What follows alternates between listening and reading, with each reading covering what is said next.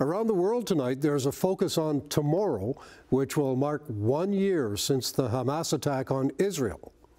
Last year, on October 7th, Hamas fighters from Gaza attacked civilians in Israel, killing nearly 1,200 Israelis and taking about 250 hostages, including several Israeli Canadians.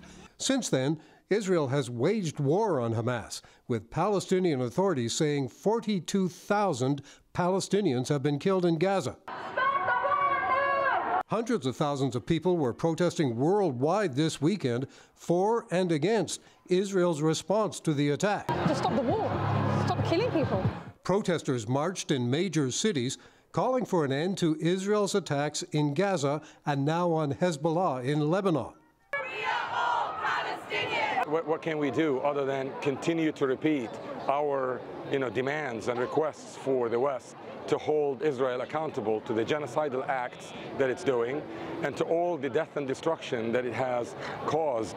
While Israeli supporters held counter-protests and demanded the release of about 100 hostages still held by Hamas. Israel has every right to defend itself.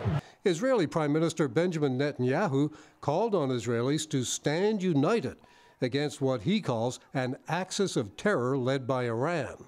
We're fighting against Iran, which last week fired over 200 ballistic missiles directly at Israel, and which stands behind the seven-front war against Israel. As Israel fights the forces of barbarism led by Iran, all civilized countries should be standing firmly by Israel's side. The United Nations Secretary General calls the Hamas attack a year ago unspeakable violence that scarred souls. He said it's time to release the hostages and stop the war.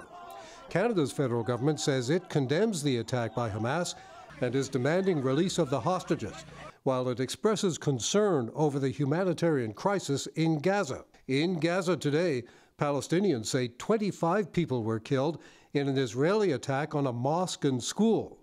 And Israel is keeping up its attacks on the Iranian-backed Hezbollah in Lebanon.